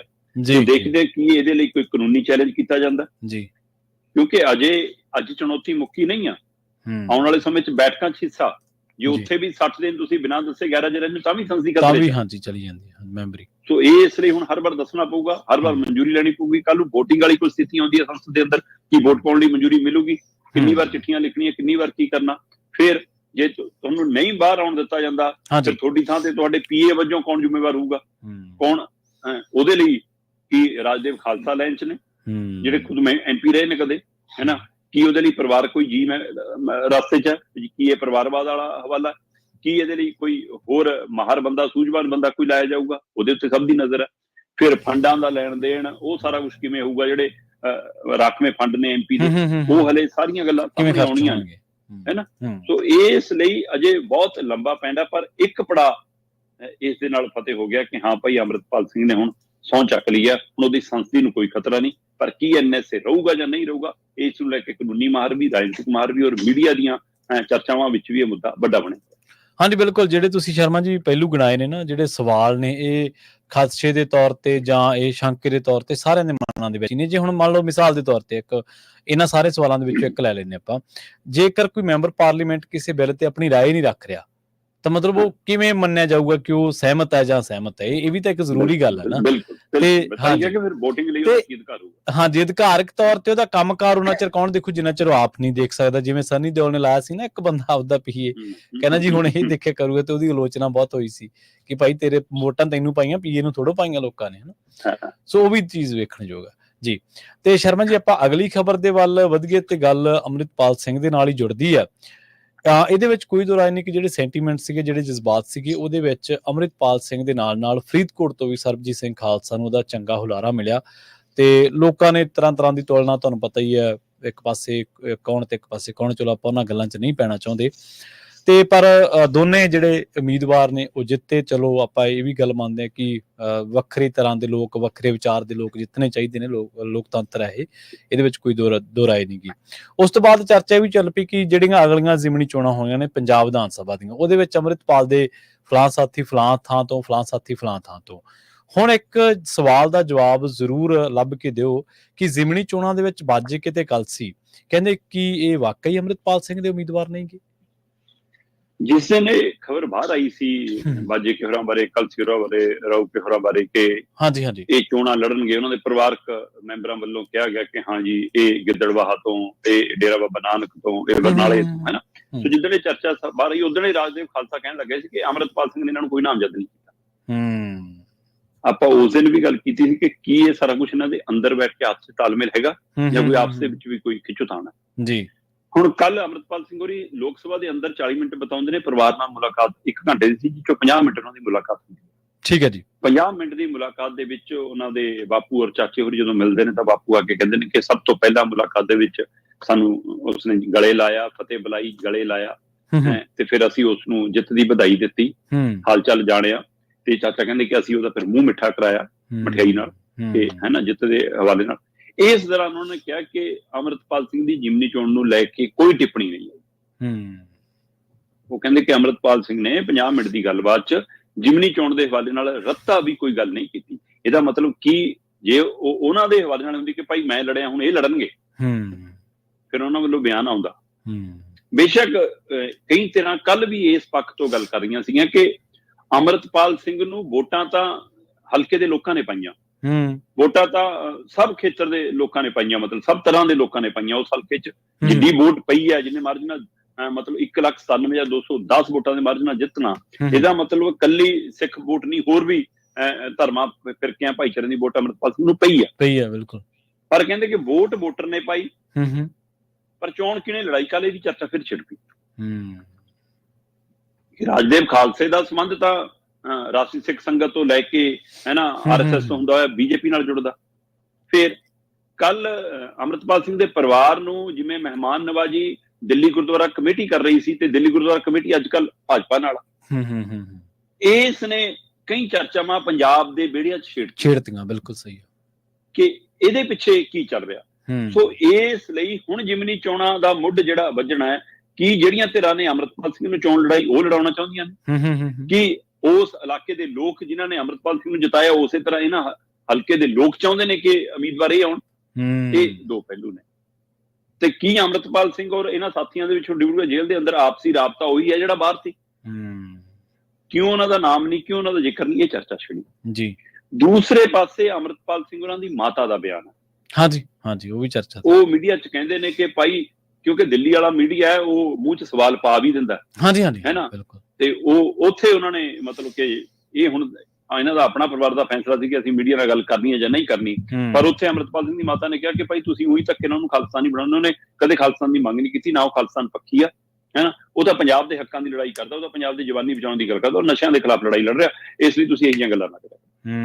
ਹੁਣ ਇਹਨੂੰ ਲੈ ਕੇ ਵੀ ਉਹਦੇ ਸਮਰਥਕਾਂ ਔਰ ਉਹਦੇ ਚਾਹਣ ਵਾਲਿਆਂ ਦੇ ਵਿੱਚ ਇੱਕ ਖਲਾ ਖੜਾ ਹੋਣ ਦਾ ਖਤਰਾ ਇੱਕ ਫਿਕਰਮੰਦੀ ਖੜੀ ਹੋ ਗਈ, ਤੇ ਦੂਸਰੀ ਧਿਰ ਨੂੰ ਹਮਲਾ ਕਰਨ ਵਾਲੀ, ਬੋਲਣ ਵਾਲੀ ਧਿਰ ਨੂੰ ਮੌਕਾ ਇੱਕ ਮਿਲਣ ਦੀ ਕਵਾਇਦ ਬਣ ਗਈ। ਸੋ ਇਹ ਸਭ ਦੇ ਦਰਮਿਆਨ ਉਹਦੇ ਚਾਚੇ ਨੇ ਜਿਹੜੇ ਮੁਲਾਕਾਤ ਕਰਕੇ ਆਏ ਸੀ, ਉਹਨਾਂ ਨੇ ਕਿਹਾ ਕਿ ਹਾਂ, ਅੰਮ੍ਰਿਤਪਾਲ ਸਿੰਘ ਨੇ ਇੱਕ ਸੁਨੇਹਾ ਦਿੱਤਾ ਪੰਜਾਬ ਨੂੰ। ਉਹਨਾਂ ਨੇ ਕਿਹਾ ਕਿ SGPC ਦੀਆਂ ਵੋਟਾਂ ਬਣਾਓ ਦੱਬ ਕੇ ਜੀ। ਇਹਦਾ ਮਤਲਬ ਅੰਮ੍ਰਿਤਪਾਲ ਸਿੰਘ ਜ਼ਿਮਨੀ ਚੋਣ ਜਾਂ ਵਿਧਾਨ ਸਭਾ ਚੋਣਾਂ ਦੇ ਵੱਲ ਨਹੀਂ ਮੁੜ ਰਿਹਾ, ਪਰ ਉਹ ਸ਼੍ਰੋਮਣੀ ਕਮੇਟੀ ਦੀ ਚੋਣਾਂ ਵੱਲ ਮੁੜ ਰਿਹਾ। ਬੇਸ਼ੱਕ ਉਹਦੀ ਬਿਰਤੀ, ਉਹਦੀ ਸੋਚ, ਉਹਦਾ ਵਿਚਾਰ, ਧਾਰਨਾ, ਧਰਮ ਇਸ ਹਵਾਲੇ ਨਾਲ ਹੈ ਜਾਂ ਇਹਦੇ ਪਿੱਛੇ ਫਿਰ ਕੋਈ ਰਾਜਨੀਤਿਕ ਧਿਰ ਕੰਮ ਕਰ ਰਹੀ ਹੈ ਜਿਹੜੀ ਬਾਰ-ਬਾਰ ਸ਼੍ਰੋਮਣੀ ਕਮੇਟੀ ਤੇ ਕਬਜ਼ਾਉਣ ਦੀ ਕੋਸ਼ਿਸ਼ ਕਰਦੀ ਹੈ। ਇਸ ਨੂੰ ਲੈ ਕੇ ਇੱਕ ਨਵੀਂ ਚਰਚਾ ਫਿਰ ਛੇੜਤੀ, ਤੇ ਜਿਹੜੀਆਂ ਧਿਰਾਂ ਹੁਣ ਕਾਬਜ਼ ਨੇ ਉਹਨਾਂ ਨੂੰ ਫਿਕਰ ਵਧਿਆ ਪਿਆ ਕਿ ਕੁਝ ਸਾਡੇ ਨਾਲ ਖੇਲਾ ਨਾ ਹੋ ਜਾਵੇ। ਸੇ ਅੰਮ੍ਰਿਤਪਾਲ ਸਿੰਘ ਹੋਰਾਂ ਨੇ ਪੰਜਾਬ ਦੇ ਲੋਕਾਂ ਨੂੰ ਇਹ ਕਿਹਾ ਕਿ ਭਾਈ ਵੱਧ ਤੋਂ ਵੱਧ ਸ਼੍ਰੋਮਣੀ ਕਮੇਟੀ ਦੀਆਂ ਵੋਟਾਂ ਬਣਾਓ, ਤੇ ਇਹਦਾ ਮਤਲਬ ਕੀ ਉਹ ਜ਼ਿਮਨੀ ਚੋਣ ਦੀ ਬਜਾਏ ਸ਼੍ਰੋਮਣੀ ਕਮੇਟੀ ਦੀ ਚੋਣਾਂ ਲੜਨ ਦੀ ਤਿਆਰੀ ਕਰ ਰਹੇ ਨੇ। ਸੋ ਇਸ ਨੇ ਵੀ ਚਰਚਾ ਜੀ ਜੀ ਬਿਲਕੁਲ। ਦੇਖੋ ਕੀ ਬਣਦਾ ਸ਼ਰਮਾ ਜੀ, ਕਈ ਗੱਲਾਂ ਜਦੋਂ ਨਿਕਲ ਕੇ ਕਿਸੇ ਹਵਾਲੇ ਦੇ ਨਾਲ ਬੰਦਾ ਗੱਲ ਕਹਿਣ ਵਾਲਾ ਕੋਈ ਸਾਹਮਣੇ ਨਹੀਂ ਆ ਰਿਹਾ ਤੇ ਉਹਦੀ ਗੱਲ ਬਾਹਰ ਆ ਕੇ ਦੱਸੀ ਜਾ ਰਹੀ ਹੈ, ਉਹਦੇ ਮਾਇਨੇ ਤੇ ਉਹਦੀਆਂ ਕਈ ਵਾਰੀ ਸ਼ਬਦੀ ਅਰਥ ਜਿਵੇਂ ਕਹਿ ਦਿੰਦੇ ਨਾ ਆਪਾਂ, ਸ਼ਬਦ ਅੱਗੇ ਪਿੱਛੇ ਹੋ ਗਿਆ ਤਾਂ ਬਦਲ ਜਾਂਦੀਆਂ ਚੀਜ਼ਾਂ ਕਈ ਵਾਰੀ। SGPC ਦੇ ਮੁੱਦੇ ਤੇ ਕਹਿੰਦੇ ਸੁਖਬੀਰ ਧੜਾ ਤੇ ਬਾਗੀ ਧੜਾ ਇੱਕ ਵਾਰ ਫਿਰ ਤੋਂ ਟਕਰਾਅ ਦੇ ਵਿੱਚ ਹੈ ਜੀ। ਪ੍ਰਵੀਨ ਜੀ, ਬਕਾਇਦਾ ਤੌਰ ਤੇ ਸੁਖਦੇਵ ਸਿੰਘ ਢੀਂਡਸਾ ਨੇ ਫਿਰ ਮੋਰਚਾ ਸੰਭਾਲਿਆ। ਸ਼੍ਰੋਮਣੀ ਕਮੇਟੀ ਨੂੰ ਲੈ ਕੇ ਉਹਨਾਂ ਨੇ ਸੁਖਬੀਰ ਬਾਦਲ ਤੇ ਸਿੱਧਾ ਹਮਲਾ ਬੋਲਿਆ ਕਿ ਸੁਖਬੀਰ ਬਾਦਲ ਨੇ ਸ਼੍ਰੋਮਣੀ ਕਮੇਟੀ ਤੇ ਕਬਜ਼ਾ ਕੀਤਾ। ਕਹਿੰਦੇ ਉਹਦੇ ਕੰਟਰੋਲ ਨਾਲ ਚੱਲਦੀ ਹੈ ਜੀ ਜੀ। ਇਹ ਕਹਿੰਦੇ ਜੀ ਮਤਲਬ ਸਿਧਾਂਤ ਦੇ ਉਲਟ ਹੈ। ਜਗੀਰ ਕੌਰ ਹੋਰੀ ਵੀ ਹੈ ਨਾ, ਉਹ ਸਾਰੀ ਲੀਡਰਸ਼ਿਪ ਪਹਿਲਾਂ ਹੀ ਹਮਲੇ ਕਰ ਰਹੀ ਹੈ, ਪਰ ਹੁਣ ਇੱਕ ਹੋਰ ਪਹਿਲੂ ਤੋਂ ਹਮਲਾ ਹੋ ਗਿਆ ਸ਼੍ਰੋਮਣੀ ਕਮੇਟੀ ਦੇ ਹਵਾਲੇ ਨਾਲ। ਸਵਾਲ ਇੱਥੇ ਮਤਲਬ ਪ੍ਰਵੀਨ ਜੀ ਇਹ ਆ ਜੀ ਕਿ ਜਿੱਦਣ ਜੱਸਾ ਗੁਰਚਰਨ ਸਿੰਘ ਟੌਹੜਾ ਹੋਰਾਂ ਨੂੰ ਲਾ ਕੇ ਹੈ ਨਾ ਤੁਸੀਂ ਬਾਲਾਸਰ ਲੈ ਕੇ ਗਏ ਸੀ ਆਪਣੇ ਸ਼੍ਰੋਮਣੀ ਕਮੇਟੀ ਮੈਂਬਰਾਂ ਨੂੰ, ਉਸ ਦਿਨ ਸਿਧਾਂਤ ਦਾ ਘਾਣ ਨਹੀਂ ਹੋਇਆ ਸੀ? ਬਿਲਕੁਲ ਸਹੀ ਹੈ। ਉਸ ਦਿਨ ਢੀਂਡਸੇ ਚੰਦੂ ਮਾਜਰੇ ਹੋਰਾਂ ਨੂੰ ਕਿਹਨੂੰ ਯਾਦ ਆਇਆ ਸੀ? ਚੰਦੂ ਮਾਜਰਾ ਜਿੰਨੀ ਦੇਰ ਬਾਹਰ ਆ ਤਾਂ ਉਨੀ ਦੇਰ ਅਕਾਲੀ ਦਲ ਸੁਖਬੀਰ ਵਾਲਾ ਮਾੜਾ, ਜੇ ਵਿੱਚ ਆ ਕੇ ਤਾਂ ਚੰਗਾ। ਸੋ ਬੀਬੀ ਜਗੀਰ ਕੌਰ ਨੂੰ ਜਦੋਂ ਇਸੇ ਸ਼੍ਰੋਮਣੀ ਕਮੇਟੀ ਚ ਰੁਤਬੇ ਮਿਲਦੇ ਰਹੇ ਤਾਂ ਚੰਗੀ, ਜੇ ਹੁਣ ਨਹੀਂ ਤਾਂ ਮਾੜੀ। ਸੋ ਇਹ ਸਵਾਲ ਮਤਲਬ ਇਹ ਆਪਣੇ ਆਪ ਚ ਅੱਜ ਦੀ ਪੀੜ੍ਹੀ ਨੂੰ, ਨੌਜਵਾਨ ਪੀੜ੍ਹੀ ਨੂੰ, ਅੱਜ ਦੇ ਪੰਜਾਬ ਦੇ ਜਾਣੂਆਂ ਨੂੰ ਇਹ ਲੱਗਦਾ ਹੁਣ ਕਿਆ ਹੁਣ ਰਵਾਇਤ ਤੁਰ ਪਈ ਕਿ ਭਾਈ MLA ਨੂੰ ਬੱਸ ਚ ਭਰ ਕੇ ਲੈ ਜਾਓ, ਜੋੜ ਚ ਰੱਖ ਲਓ, ਦੂਏ ਸੂਬੇ ਚ ਰੱਖ ਲਓ, ਹੈ ਨਾ। ਤੇ ਪਰ ਬਾਦਲ ਸਾਹਿਬ ਨੇ ਤਾਂ ਇਹ ਕਾਰਾ 2002 ਚ ਕਰਤਾ ਸੀ। ਬਿਲਕੁਲ ਸਹੀ ਹੈ। ਬਾਲਾਸਰ ਫਾਰਮ ਚ ਸ਼੍ਰੋਮਣੀ ਕਮੇਟੀ ਦੇ ਸਾਰੇ ਮੈਂਬਰਾਂ ਨੂੰ ਰੱਖ ਕੇ ਉਹ ਤੋਂ ਬਾਅਦ ਸਿੱਧਾ ਅੰਮ੍ਰਿਤਸਰ ਲਿਜਾ ਕੇ ਹੈ ਨਾ ਮਤਲਬ ਟੌਹੜਾ ਸਾਹਿਬ ਨੂੰ ਬਾਹਰ ਕੀਤਾ। ਕਿਰਪਾਲ ਸਿੰਘ ਬਡੂੰਗਰ ਉਹਨਾਂ ਨੂੰ ਸ਼ਾਇਦ ਉਸ ਸਮੇਂ ਬਣਾਇਆ ਸੀ ਉਹਨਾਂ ਨੇ। ਸੋ ਉਹ ਤੋਂ ਬਾਅਦ ਫਿਰ ਇਹ ਲਿਫਾਫਾ ਕਲਚਰ ਹਾਵੀ ਹੁੰਦਾ ਗਿਆ ਸ਼੍ਰੋਮਣੀ ਅਕਾਲੀ ਦਲ ਦੇ ਅੰਦਰ। ਤੇ ਉਹਦੇ ਉਸੇ ਲਿਫਾਫੇ ਚੋਂ, ਬਾਦਲਾਂ ਲਿਫਾਫੇ ਚੋਂ ਕਦੇ ਜਗੀਰ ਕੌਰ ਦਾ ਨਾਂ ਨਿਕਲਦਾ, ਕਦੇ ਮੱਕੜ ਹੋਰਾਂ ਦਾ ਨਾਂ ਨਿਕਲਦਾ ਹੈ ਨਾ, ਕਦੇ ਹੁਣ ਧਾਮੀ ਹੋਰਾਂ ਦਾ ਨਾਂ ਨਿਕਲਦਾ। ਇਹ ਕਰਮ ਚੱਲੀ ਗਿਆ, ਉਹਦੇ ਵਿੱਚ ਟੌਹੜਾ ਸਾਹਿਬ ਦੀ ਇੱਕ ਵਾਰ ਵਾਪਸੀ ਵੀ ਹੋਈ। ਪਰ ਜਦੋਂ ਤੱਕ ਜਥੇਦਾਰ ਗੁਰਜੰਟ ਸਿੰਘ ਟੌਹੜਾ ਪ੍ਰਧਾਨ ਰਹੇ ਸਭ ਤੋਂ ਲੰਮਾ ਸਮਾਂ, ਤਦ ਤੱਕ ਉਹਨਾਂ ਨੇ ਅਕਾਲੀ ਦਲ ਨੂੰ ਆਪਣੀ ਥਾਂ ਤੇ ਸ਼੍ਰੋਮਣੀ ਕਮੇਟੀ ਦਾ ਬਣਦਾ ਰੁਤਬਾ ਉਹਦੇ ਥਾਂ ਤੇ ਬਾਹਰ ਆਪਣੀ ਥਾਂ ਤੇ ਉਹਨਾਂ ਨੇ ਆਪਣੀ ਹੋਂਦ ਵੀ ਤੇ ਸੰਸਥਾ ਦਾ ਰੁਤਬਾ ਵੀ ਉਸਨੂੰ ਢਾਹ ਨਹੀਂ ਲੱਗਣ ਦਿੱਤੀ, ਹੈ ਨਾ। ਪਰ ਜਿੱਦਾਂ ਹੀ ਉਹ ਲਾਂਭੇ ਹੋਏ, ਜਿੱਦਾਂ ਹੀ ਉਹ ਰੁਖਸਤ ਹੋਏ, ਤੇ ਉਹ ਤੋਂ ਬਾਅਦ ਫਿਰ ਬਾਦਲ ਸਾਹਿਬ ਨੇ ਲਿਫਾਫਾ ਕਲਚਰ ਨੂੰ ਪੂਰੀ ਤਰ੍ਹਾਂ ਅਪਣਾ ਲਿਆ ਜੀ। ਤੇ ਉਸ ਸਮੇਂ ਇਹਨਾਂ ਨੂੰ ਸਿਧਾਂਤ ਕਿਉਂ ਨਹੀਂ ਯਾਦ ਆਇਆ? ਸਿਧਾਂਤ ਦਾ ਕੰਮ ਤਾਂ ਤਦ ਵੀ ਕਰ ਰਿਹਾ ਸੀ ਬਾਦਲ ਪਰਿਵਾਰ, ਤੇ ਅੱਜ ਵੀ ਕਰ ਰਿਹਾ ਜੀ। ਬਿਲਕੁਲ। ਜਦੋਂ ਢੀਂਡਸਿਆਂ ਦੀ ਖੁਦ ਦੀ ਪਰਚੀ ਨਿਕਲਦੀ ਸੀ ਕਿ ਭਾਈ ਦਿੱਲੀ ਮੰਤਰੀ ਬਣ ਜਾਓ ਵਾਜਪਾਈ ਦੀ ਸਰਕਾਰ ਚ, ਜਦ ਲਿਫਾਫਾ ਕਲਚਰ ਚੰਗਾ ਸੀ। ਜਦੋਂ ਚੰਦੂ ਮਾਜਰੇ ਲਈ ਟਿਕਟਾਂ ਨਿਕਲਦੀਆਂ ਸੀ, ਜਦ ਲਿਫਾਫਾ ਕਲਚਰ ਚੰਗਾ ਸੀ। ਜਦੋਂ ਚੰਦੂ ਮਾਜਰੇ ਦੇ ਮੁੰਡੇ ਨੂੰ ਟਿਕਟਾਂ ਨਿਕਲਦੀਆਂ ਸੀ, ਜਦ ਲਿਫਾਫਾ ਕਲਚਰ ਚੰਗਾ ਸੀ। ਜਦੋਂ ਸੁਖਦੇਵ ਸਿੰਘ ਢੀਂਡਸੇ ਦੇ ਮੁੰਡੇ ਨੂੰ ਮੰਤਰੀਆਂ ਦੀਆਂ, ਕੈਬਨਿਟ ਦੀਆਂ ਪਰਚੀਆਂ ਨਿਕਲਦੀਆਂ ਸੀ, ਜਦ ਚੰਗਾ ਸੀ। ਜਦ ਜਗੀਰ ਕੌਰ ਲਈ ਪ੍ਰਧਾਨਗੀ ਨਿਕਲਦੀ ਰਹੀ 2-2 ਵਾਰ, ਤਾਂ ਚੰਗਾ ਸੀ। ਮਤਲਬ ਜਦ ਤੁਸੀਂ ਪਹਿਲੇ ਦਿਨ ਵਿਰੋਧ ਕਰੋ ਜਿਸ ਦਿਨ ਇਹ ਸਿਧਾਂਤ ਦੇ ਉਲਟ ਹੋ ਰਿਹਾ। ਸ਼੍ਰੋਮਣੀ ਕਮੇਟੀ ਦੇ ਅਧੀਨ ਹੋਣਾ ਚਾਹੀਦਾ ਸੀ ਅਕਾਲੀ ਦਲ, ਨਾ ਕਿ ਅਕਾਲੀ ਦਲ ਦੇ ਅਧੀਨ ਸ਼੍ਰੋਮਣੀ ਕਮੇਟੀ। ਬਿਲਕੁਲ ਸਹੀ। ਤੇ ਬਾਦਲ ਤਾਂ ਲੰਮੇ ਸਮੇਂ ਤੋਂ ਸਾਰੇ ਸਿਧਾਂਤਾਂ ਦਾ ਘਾਣ ਕਰਦੇ ਆ ਰਹੇ ਆ, ਪਰ ਤੁਸੀਂ ਨਾਲ ਝੋਲੀ ਚੁੱਕ ਕਿਉਂ ਸੀ ਫਿਰ? ਉਦੋਂ ਕਿਉਂ ਨਾ? ਅੱਜ ਤੁਹਾਨੂੰ ਅਹੁਦੇ ਖੁਸਕਦੇ ਦਿਖ ਰਹੇ ਨੇ, ਅੱਜ ਤੁਹਾਨੂੰ ਸਰਕਾਰਾਂ 'ਚ ਹਿੱਸੇਦਾਰੀ ਨਹੀਂ ਮਿਲ ਰਹੀ, ਅੱਜ ਤੁਹਾਨੂੰ ਕੋਈ ਬੜੀ ਧਿਰ ਥਾਪੜਾ ਦੇਣ ਲੱਗ ਪਈ ਜਿਹੜੀ ਕੱਲ ਤੁਹਾਡੀ ਮੋਢਿਆਂ ਤੇ ਬੈਠ ਕੇ ਆਈ ਸੀ। ਇਸ ਲਈ ਇਸ ਨੇ ਇਹ ਸਵਾਲ ਖੜਾ ਕਰਤਾ ਕਿ ਇਹ ਸਿਰਫ ਸਿਆਸੀ ਲੜਾਈ ਆ। ਅਸਲ 'ਚ ਹੋਇਆ ਕੀ? ਜਦੋਂ ਸੁਖਬੀਰ ਬਾਦਲ ਨਾਲ ਪਾਟੋ ਧਾੜਜੀ ਹੋਈ ਨਾ ਲੀਡਰਾਂ ਦੀ, ਤਾਂ ਸੁਖਬੀਰ ਨੇ ਆਪਣੇ ਸਲਾਹਕਾਰਾਂ ਦੇ ਹਵਾਲੇ ਨਾਲ ਗੱਲ ਕਰਕੇ ਆਪਣੀ ਸ਼ਕਤੀ ਦਿਖਾਉਣ ਦੀ ਕੋਸ਼ਿਸ਼ ਕੀਤੀ ਪਾਰਟੀ ਪੱਧਰ ਤੇ। ਠੀਕ ਹੈ ਜੀ। ਉਹ ਕਹਿੰਦੇ ਆ ਲਓ ਜੀ, ਪਹਿਲਾਂ ਤਾਂ ਬੈਠੀ ਆ ਕੋਰ ਕਮੇਟੀ, ਇਹਦੇ ਬਹੁ ਗਿਣਤੀ ਮੈਂਬਰ ਮੇਰੇ ਨਾਲ ਬੈਠੇ ਆ, ਆ ਲਓ ਜੀ ਸਮੁੱਚੀ ਕਾਰਜਕਾਰਨੀ ਆ ਦੇਖੋ ਜੀ ਮੇਰੇ ਨਾਲ ਬੈਠੀ ਆ ਬਹੁ ਗਿਣਤੀ, ਆ ਚੱਕੋ ਜੀ ਜ਼ਿਲ੍ਹਾ ਪ੍ਰਧਾਨ ਵੱਧ ਮੇਰੇ ਨਾਲ ਬੈਠੇ ਨੇ, ਆ ਹਲਕਾ ਇੰਚਾਰਜ ਵੱਧ ਮੇਰੇ ਨਾਲ ਬੈਠੇ, ਕਰੋ ਜੀ। ਉਹ ਮੀਟਿੰਗ ਕਰਦੇ ਗਏ। ਆ ਇਸਤਰੀ ਅਕਾਲੀ ਦਲ ਆ ਗਈ ਜੀ, ਅੱਜ ਇਹ ਬੈਠੀ ਹੈ ਜੀ, ਅੱਜ ਯੂਥ ਅਕਾਲੀ ਦਲ ਆ ਗਿਆ ਜੀ, ਆ ਬੈਠਾ ਜੀ, ਆ ਚੱਕੋ ਜੀ। ਹੁਣ ਸ਼੍ਰੋਮਣੀ ਕਮੇਟੀ ਮੈਂਬਰ ਆ ਗਏ। ਆ ਜਿੱਦਾਂ ਹੀ ਸ਼੍ਰੋਮਣੀ ਕਮੇਟੀ ਮੈਂਬਰਾਂ ਵਾਲੀ ਬੈਠਕ ਵਾਲੀ ਖਬਰ ਆਈ, ਉਹਨੇ ਮੋਰਚਾ ਖੋਲ ਲਿਆ। ਫਿਰ ਹੁਣ ਅਗਲੇ ਕਹਿੰਦੇ, ਧਾਮੀ ਤਾਂ ਪਹਿਲੇ ਕਹਿੰਦੇ ਕਿ ਮੈਂ ਭਾਈ ਲੜਿਆ ਜਦ ਤੱਕੜੀ ਦੇ ਚੋਣ ਨਿਸ਼ਾਨ ਤੇ ਆ, ਤਾਂ ਮੈਂ ਫਿਰ ਪਾਰਟੀ ਦਾ ਹੀ ਆ, ਤੇ ਪਾਰਟੀ ਮੇਰੀ ਵਾਲੀ ਸੁਖਬੀਰ ਬਾਦਲ ਵਾਲੀ ਆ ਜੀ। 106 ਮੈਂਬਰਾਂ ਦਾ ਦਮ ਭਰਿਆ ਸੁਖਬੀਰ ਬਾਦਲ ਨੇ ਕਿ ਸ਼੍ਰੋਮਣੀ ਕਮੇਟੀ ਦੇ 106 ਮੈਂਬਰ ਮੇਰੇ ਨਾਲ ਨੇ ਜੀ। ਉਹ ਕਹਿੰਦੇ 93 ਆ ਮੀਟਿੰਗ 'ਚ ਬੈਠੇ ਨੇ, 6 ਵਿਦੇਸ਼ ਗਏ ਹੋਏ ਨੇ, 5 ਦੀ ਸਿਹਤ ਠੀਕ ਨਹੀਂ ਹੈ, 2 ਪਰਿਵਾਰਕ ਮਸਲੇ ਕਰਕੇ ਨਹੀਂ ਆਏ। ਉਹਨਾਂ ਨੇ ਸਾਰਿਆਂ ਨੇ ਆਪਣਾ ਸੁਨੇਹਾ ਭੇਜਤਾ, 106 ਦਾ ਮੈਨੂੰ ਸਮਰਥਨ। ਸੋ ਇਸ ਬੈਠਕ ਨੇ ਇਹ ਸਵਾਲ ਖੜਾ ਕੀਤਾ। ਸੋ ਬਿਲਕੁਲ ਸ਼੍ਰੋਮਣੀ ਕਮੇਟੀ ਆਜ਼ਾਦ ਸੰਸਥਾ ਹੋਣੀ ਚਾਹੀਦੀ ਆ, ਪਰ ਇਹ ਹੁਣ ਨਹੀਂ, ਜਿਸ ਦਿਨ ਤੋਂ ਬਾਦਲਾਂ ਦਾ ਕਬਜ਼ਾ ਹੋਇਆ ਸੀ ਉਸ ਦਿਨ ਤੋਂ ਹੋਣੀ ਚਾਹੀਦੀ। ਜੇ ਤਾਂ ਤੁਸੀਂ ਉਸ ਦਿਨ ਤੋਂ ਬੋਲਦੇ ਆਏ ਹੋ ਤਾਂ ਤੁਸੀਂ ਸਹੀ ਹੋ। ਜੇ ਅਸੀਂ ਅੱਜ ਬੋਲ ਰਹੇ ਹੋ ਤਾਂ ਤੁਸੀਂ ਸਿਰਫ ਸੁਖਵੀਰ ਦੀ ਥਾਂ ਲੈਣ ਲਈ ਬੋਲ ਰਹੇ ਹੋ, ਤੇ ਸੁਖਵੀਰ ਜੇ ਇਹ ਸ਼ਕਤੀ ਪ੍ਰਦਰਸ਼ਨ ਕਰ ਰਿਹਾ ਤਾਂ ਆਪਣੀ ਥਾਂ ਬਚਾਉਣ ਲਈ ਕਰ ਰਿਹਾ। ਸੋ ਦੋਵੇਂ ਤਰ੍ਹਾਂ ਕੁਰਸੀਆਂ ਲਈ ਲੜ ਰਹੀਆਂ ਨੇ, ਅਕਾਲੀ ਦਲ ਲਈ ਕੋਈ ਨਹੀਂ ਲੜ ਰਿਹਾ ਜੀ। ਜਦੋਂ ਕੁਝ ਇਤਿਹਾਸਕ ਮਰਹਲੇ ਲੰਘ ਜਾਣ ਤੋਂ ਬਾਅਦ ਤੁਸੀਂ ਆਪਣੀ ਚੁੱਪ ਤੋੜਦੇ ਹੋ ਤਾਂ ਉਹ ਕਈ ਵਾਰੀ ਤੋੜੀ ਚੁੱਪ ਮਾਇਨੇ ਖੇਜ਼ ਨਹੀਂ ਰਹਿੰਦੀ, ਉਹਦਾ ਉਹ ਮਾਇਨਾ ਹੀ ਨਹੀਂ ਰਹਿੰਦਾ, ਉਹਦਾ ਉਹ ਅਰਥ ਹੀ ਨਹੀਂ ਰਹਿੰਦਾ ਜਦੋਂ ਤੁਸੀਂ ਉਹ ਚੀਜ਼ਾਂ ਲੰਘ ਜਾਣ ਤੋਂ ਬਾਅਦ ਗੱਲ ਕਰਦੇ ਹੋ। ਹੁਣ ਜੇਕਰ ਕੋਈ 47 ਤੋਂ ਬਾਅਦ ਕਹੀ ਜਾਵੇ ਮੈਂ ਲੜਦਾ ਅੰਗਰੇਜ਼ਾਂ ਨੂੰ ਮੈਂ ਭਜਾਉਂਦਾ, ਤਾਂ ਉਹ ਨਹੀਂ ਚੀਜ਼ਾਂ ਰਹਿੰਦੀਆਂ। ਜੇਕਰ ਕੋਈ ਹੁਣ ਚੋਣਾਂ ਦੇ ਨਤੀਜਿਆਂ ਤੋਂ ਬਾਅਦ ਕਵੇ ਕਿ ਹਾਂ ਮੈਂ ਪ੍ਰਚਾਰ ਕਰੂੰਗਾ ਪਾਰਟੀ ਦੇ, ਜਦੋਂ ਵੇਲਾ ਸੀ ਉਦੋਂ ਨਹੀਂ ਕੀਤਾ ਤੁਸੀਂ, ਤੇ ਹੁਣ ਭੁਗਤੋ ਜਿਹੜਾ ਕੁਝ ਹੋ ਰਿਹਾ। ਸੋ ਸਮਾਂ ਲੰਘ ਜਾਣ ਤੋਂ ਬਾਅਦ ਕਹਿੰਦੇ ਨਾ ਸੱਪ ਲੰਘੇ ਤੋਂ ਲੀਹ ਕੁੱਟਣ ਦਾ ਕੋਈ ਫਾਇਦਾ ਨਹੀਂ ਹੁੰਦਾ ਜੀ। ਅਗਲੀ ਖਬਰ ਦੇ ਵੱਲ ਵਧੀਏ ਸ਼ਰਮਾ ਜੀ, ਬੜੀ ਸੰਵੇਦਨਸ਼ੀਲ ਖਬਰ ਹੈ। ਸ਼ਿਵ ਸੈਨਾ ਉਸ ਦੇ ਆਗੂ ਤੇ ਨਿਹੰਗਾਂ ਨੇ ਹਮਲਾ ਕੀਤਾ ਹੈ ਤੇ ਉਹ ਕਾਫੀ ਫੱਟੜ ਹੋ ਗਿਆ, ਜ਼ਖਮੀ ਹੋ ਗਿਆ। ਲੁਧਿਆਣੇ 'ਚ ਦੱਸਦੇ ਆ ਤਣਾਅ ਪੈਦਾ ਹੋ ਗਿਆ। ਪ੍ਰਵੀਨ ਜੀ, ਪੰਜਾਬ 'ਚ ਇੱਕ ਨਹੀਂ ਖਾਸੀਆਂ ਸ਼ਿਵ ਸੈਨਾ ਜੀ, ਤੇ ਇਹਨਾਂ ਚੋਂ 99% ਸ਼ਿਵ ਸੈਨਾ ਉਹ ਨੇ ਜਿਨ੍ਹਾਂ ਦਾ ਉਦਵ ਠਾਕਰੇ ਜਾਂ ਉੱਥੇ ਮੁੰਬਈ ਵਾਲੀ ਮਹਾਰਾਸ਼ਟਰ ਵਾਲੀ ਸ਼ਿਵ ਸੈਨਾ ਨਾਲ ਕੋਈ ਨੇੜੇ ਤੇੜੇ ਲਾਗਾ ਦੇਗਾ ਵੀ ਹੈ ਨਹੀਂਗਾ। ਬਿਲਕੁਲ ਠੀਕ ਹੈ ਨਾ। ਇਸ ਲਈ ਇਹ ਵੀ ਸਮਝਣ ਦੀ ਲੋੜ ਹੈ। ਜਿਵੇਂ ਮਤਲਬ ਇਹ ਕਹਿ ਦਿੱਤਾ ਜਾਂਦਾ ਨਾ ਕਿ ਹਰ ਨੀਲੇ ਚੋਲੇ ਵਾਲਾ ਨਿਹੰਗ ਨਹੀਂ ਹੈ ਨਾ, ਉਸੇ ਤਰ੍ਹਾਂ ਇੱਥੇ ਵੀ ਇਹ ਹਰੇਕ ਉਹ ਸ਼ਿਵ ਸੈਨਾ ਨਹੀਂ। ਦੂਜੇ ਪਾਸੇ ਇਸ ਹਮਲੇ ਨੂੰ ਲੈ ਕੇ ਪਹਿਲਾਂ ਤਾਂ ਪੁਲਿਸ ਪ੍ਰਸ਼ਾਸਨ ਸਵਾਲਾਂ ਦੇ ਘੇਰੇ 'ਚ ਆਇਆ ਜੀ ਕਿ ਭਾਈ ਜੇ ਸਿਕਿਉਰਿਟੀ ਗਾਰਡ ਨਾਲ ਸੀ ਤਾਂ ਉਹ ਤਾਂ ਕਿਤੇ ਹੱਥ ਪੱਲਾ ਤਾਂ ਮਾਰਦਾ। ਕਹਿੰਦੇ ਜੀ ਉਹਦਾ ਰਿਵਾਲਵਰ ਖੋਲਿਆ, ਭਾਈ ਬਾਹਾਂ ਤਾਂ ਨਹੀਂ ਖੋਈਆਂ ਸੀ ਅਜੇ, ਹੈ ਨਾ। ਕੀ ਉਹਨੇ ਕਹਿੰਦੇ ਜੀ ਫੋਨ ਨਹੀਂ, ਕੁਛ ਨਹੀਂ ਜੀ, ਅਪਰੋਚ ਨਹੀਂ ਕਰ ਸਕਿਆ, ਬੁਲਾ ਨਹੀਂ ਸਕਿਆ ਕਿਸੇ ਨੂੰ, ਤੇ ਲੋਕ ਨਹੀਂ ਰੋਕ ਸਕੇ। ਸਵਾਲ ਇਹ ਹੈ ਕਿ ਇੱਕ ਦੀ ਜੀਭ ਤੇ ਇੱਕ ਦਾ ਹਥਿਆਰ।